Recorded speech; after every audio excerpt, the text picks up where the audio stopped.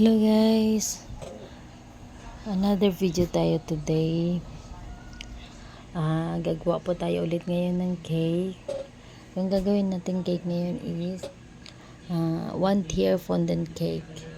Ito ay order sa atin ng ating regular cake na si Miss Len. Lahat ng order nito guys is full fondant talaga.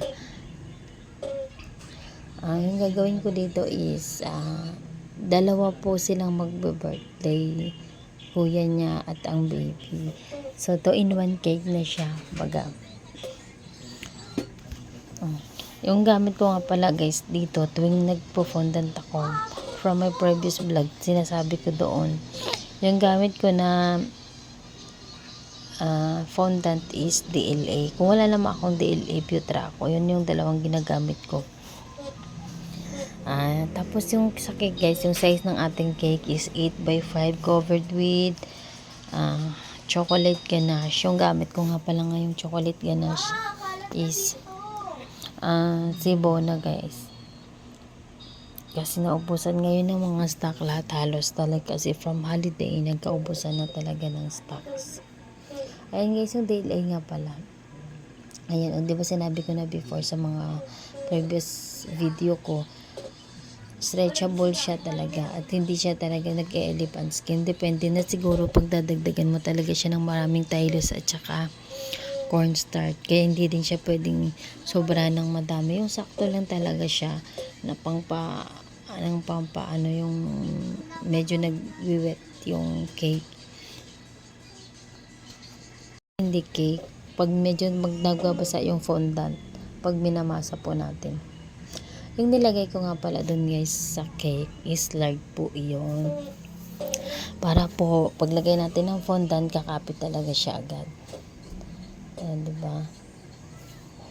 Tapos guys, itong ano nga pala, itong cake na gawa ko is naka-ready na talaga siya. Is nilagay ko lang siya sa chiller. So, pag gumagawa ko ng cake guys, pag pa-fondant ako, nire-ready ko na yung cake at nilalagay ko lang siya, chini-chill ko muna para mag-set yung ating ganache. So, after nun, pag na-set na yung ganache natin ng mga ilang oras or minsan overnight siya, bago ko siya ilagay sa ref, kino-cover ko muna siya ng cling wrap para hindi talaga siya direct yung moist mapupunta sa ating cake. So, kahit naka-cover pa rin siya ng cling wrap, pag nilabas natin yung cake sa ref, is magmo-moist talaga yon. Hindi ko muna siya kino-coveran ng fondant kasi ina-absorb ng fondant yung basa. Ang mangyayari, nababasa yung ating fondant. So, kaya, hinayaan ko muna siya, itinoto ko muna siya. So, after nun, pag pang mga ilang minutes na siya, saka ko na siya pinupunasan ng tissue or something, any clean cloth na pangpunas nyo doon sa ating cake para matanggal natin yung pagmo-moist na, saka natin yung i-coveran ng fondant. Yun lang kasi napapansin ko sa mga previous na mga ginawa ko. So, ito na guys, ang gagawin natin dito is, kaya ko nga pala ginanon siya pagkakat kasi hindi na ako nag-cover ng white chocolate dahil wala akong available. Usually talaga yung mga ibang nagwa-white fondant, ang mga ginagawa talaga nila, after ng ganache, magko-cover ulit ng white chocolate. Maraming vlog na ganun ang gumagawa guys. Nakikita ko sa mga vlog nila na mas maganda talaga maggagamit ka ng pag white yung fondant na i-cover mo. Naggaganache tayo ng after ng chocolate, dark chocolate, maggaganache pa rin tayo ng white chocolate para pag nailatag natin yung fondant natin, hindi siya magkukulay na dark, diba? Ito nga pala yung gawa nating edible topper. Ito ay made ng gum paste guys, at tayo rin gumawa nitong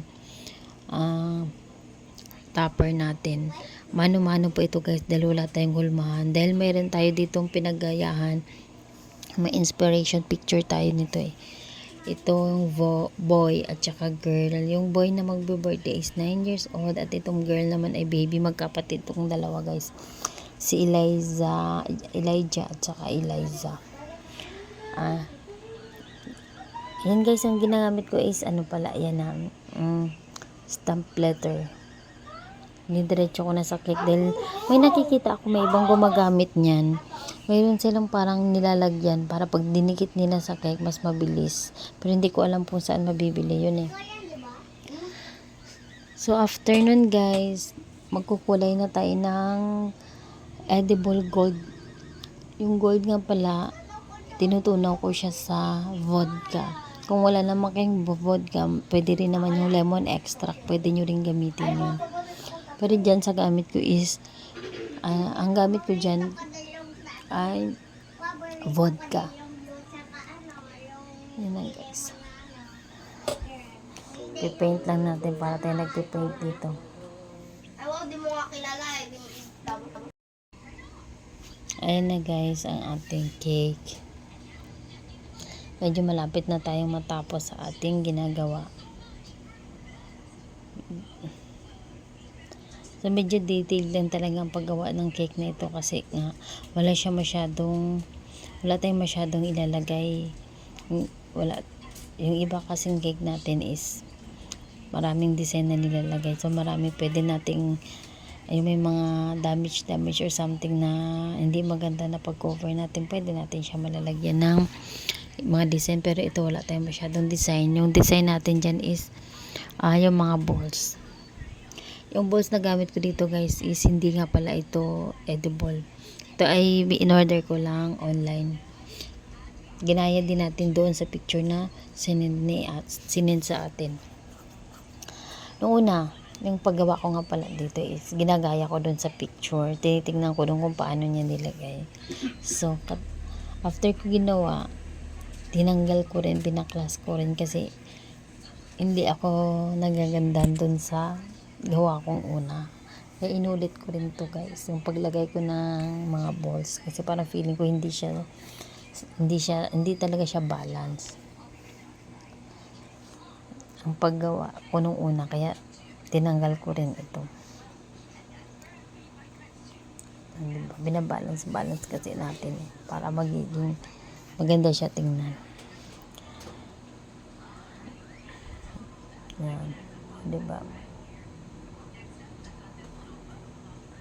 Elijah. Tapos napapansin ko nga pala dito, after na lang tapos yung cake, habang pinapanood ko na yung video, napansin ko yung letter Z, baliktad po yan siya. Kaya lang hindi ko na siya pwedeng ulitin kasi nga direct siya sa cake. Kaya inayaan na lang. So yan, yung ating rainbow na nilagay is edible din po yan. At yung 9 years old is all edible po lahat ng gamit natin. Maliban lang po dyan sa mga balls na ginamit. Yan ang ating final outcome ng ating cake. Happy birthday nga po pala sa dalawa, and thank you for watching po.